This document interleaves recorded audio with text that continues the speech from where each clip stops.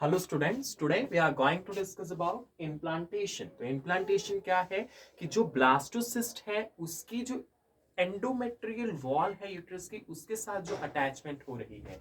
जैसे ये देखिए कि यहाँ पे ये एंडोमेट्रियल वॉल है यूट्रस की। एंडोमेट्रियल वॉल ऑफ यूट्रस के साथ जो ब्लास्टोसिस्ट है उसकी अटैचमेंट हो रही है, उसको क्या बोलते हैं? इम्प्लांटेशन बोलते हैं। इम्प्लांटेशन का प्रोसेस जो है वो 7 to 9 days after fertilisation start होता है।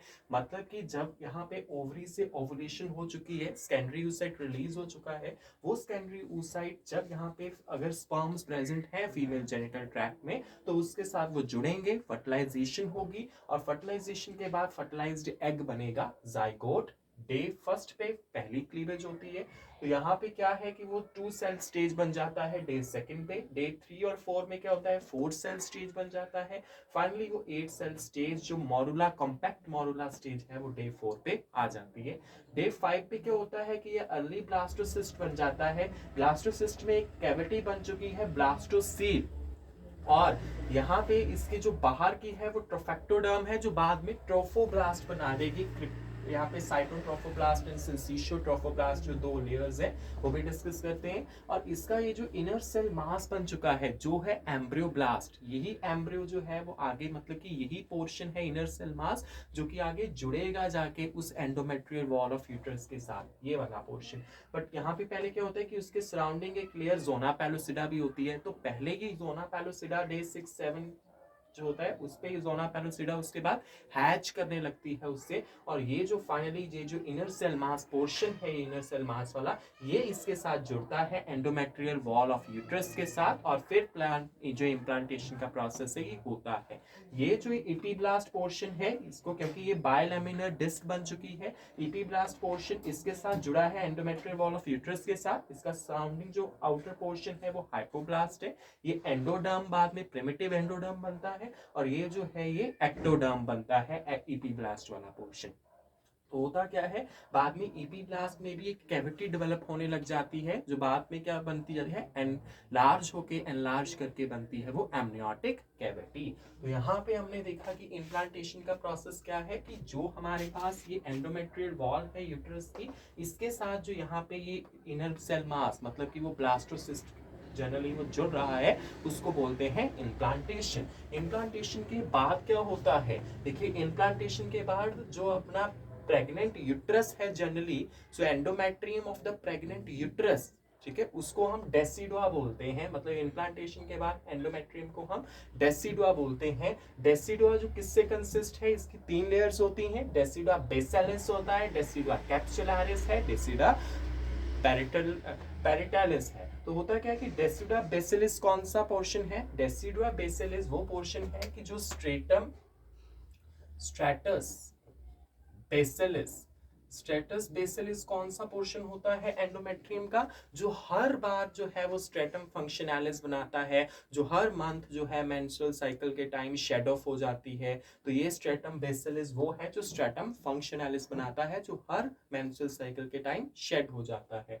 तो ये स्ट्रेटस बेसिलिस एंड एम्ब्रियो के बीच में, एम्ब्रियो एंड स्ट्रेटम बेसिलिस के बीच में बिटवीन जो पोर्शन है वो डेसिडुआ बेसिलिस होता है। ये लार्ज अमाउंट में ग्लाइकोजन प्रोड्यूस करता है जो कि डेवलपिंग उस फीटस के लिए, उसको नरिश करने के लिए हेल्पफुल होता है। लेटर ये जो है वो मैटरनल पार्ट बन जाता है प्लेसेंटा का, प्लेसेंटा का ये मैटरनल पार्ट बन जाता है डेसिडुआ बेसिलिस। और डेसिडुआ कैप्सुलरिस जो है वो in between the uterine cavity and embryo and uterine cavity के बीच में होता है। और ये जो होता है आपका डेसिडुआ पेरिटालिस, ये जितना भी जो नॉन इन्वॉल्व पोर्शन है यूट्रस का, जो नहीं इन्वॉल्व हुआ है, उसके लिए ये सर्व करने लगता है। तो डेसिडुआ पेरिटालिस वो होता है। अब क्या होता है कि यहाँ पे ये जो ट्रोफोब्लास्ट बनती है स्ट्रोफेक्टोडर्म से, ये दो तरह की होती है। एक तो है क्रिप्टो साइटोट्रोफोब्लास्ट और एक होती है सिंसिशियोट्रोफोब्लास्ट। ये जो सिंसिशियोट्रोफोब्लास्ट है ये आगे जाके प्लेसेंटा बनती है। बट सिंसिशियोट्रोफोब्लास्ट जो है उसके पास एक प्रोटोलिटिक एंजाइम होता है जो ही यहाँ पे इनेबल करवाता है वो जो फॉर्म्ड ब्लास्टोसिस्ट है, ताकि वो पेनिट्रेट करे वहां पे by digesting and liquefying endometrial cells. इस सिंसिशियोट्रोफोब्लास्ट के पास होता है HCG ह्यूमन क्रॉनिक गोनाडोट्रोफिन, जो स्टिमुलेट करता है कॉर्पस ल्यूटियम को, उसको प्रिवेंट करता है कि उसकी फॉर द वेरी 3 मंथ्स वहां पे उसकी डिजेनरेशन ना हो जाए, क्योंकि वही यहाँ पे टेम्पररी एंडोक्राइन ग्लैंड की तरह एक्ट करेगी कॉर्पस ल्यूटियम, और मेंटेन होके रहेगी और प्रेगनेंसी को मेंटेन रखेगी। तो यहाँ पे कॉर्पस ल्यूटियम का फॉर द वेरी 3 मंथ्स जो यहाँ पे उसने रिटेन रहना है, कंटेनर्स में प्रोजेस्टेरॉन एस्ट्रोजन प्रोड्यूस करना है ताकि प्रेगनेंसी रिटेन रहे फॉर द वेरी 3 मंथ्स। वो किसका रोल है? सिंसिशियोट्रोफोब्लास्ट से जो HCG आया है उसने स्टिमुलेट किया है कॉर्पस ल्यूटियम को। बाद में प्लेसेंटा इतना एबल हो जाता है क्योंकि सिंसिशियोट्रोफोब्लास्ट आफ्टर 3 मंथ्स क्या बन जाती है? प्लेसेंटा।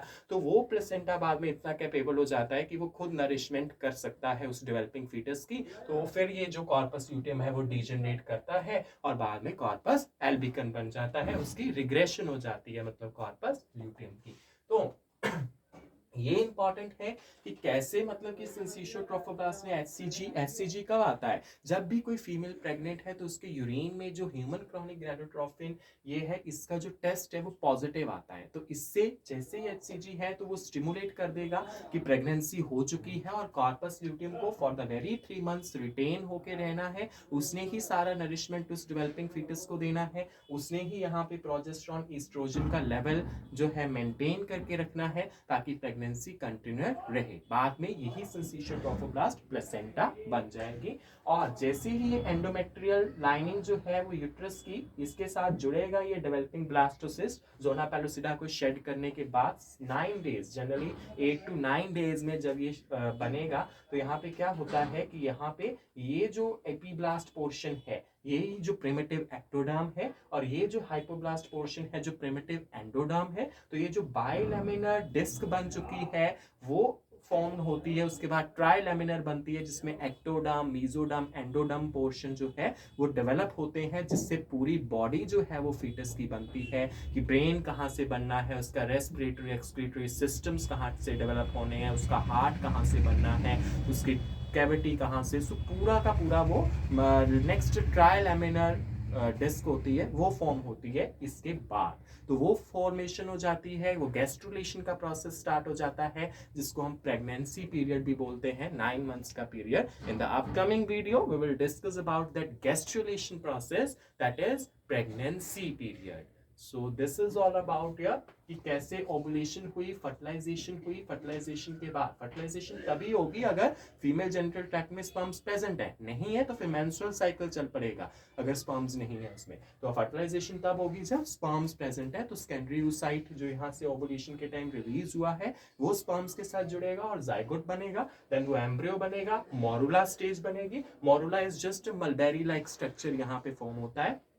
तो फिर वो बाद में ब्लास्टोसिस्ट बनेगा, जिसके ब्लास्टोसिस्ट में एक ब्लास्टोसील कैविटी होती है। वो ब्लास्टोसिस्ट में जो एंडोमेट्रियम होता है ना यूट्रस का, वो एंडोमेट्रियम यूट्रस का वहां पे ग्लाइकोजन उसमें भर देता है जो ब्लास्टोसील कैविटी है उसमें, ताकि वो जो डेवलपिंग यहाँ पे ये ब्लास्टोसिस्ट का ही तो पोर्शन है जो आगे ईपीब्लास्ट और हाइपोब्लास्ट में डेवलप करेगा और ईपीब्लास्ट इसके साथ जुड़ा हुआ है। सो यही तो है कि वो डेवलपिंग जो आपका फीटस है वो यहाँ से ही डेवलप होगा। तो ब्लास्टोसील जो कैविटी होती है उसमें ये जो एंडोमेट्रियल वॉल होती है यूट्रस की वो उसमें सिक्रीशंस भर देती है ग्लाइकोजन की, ताकि वो जो डेवलपिंग फीटस है उसको नरिशमेंट भी मिल सके। तो ये सारा प्रोसेस होता है कि कैसे ब्लास्टोसिस्ट अगर इसके साथ जुड़ गया एंडोमेट्रियल वॉल ऑफ यूट्रस के साथ तो इम्प्लांटेशन का प्रोसेस कवर हो जाता है। जनरली यहाँ पे 7 to 9 days after fertilisation implantation हो जाती है। So thank you for watching this. And in the upcoming video, we will discuss about the process of gastrulation, the pregnancy period. Thank you for watching this.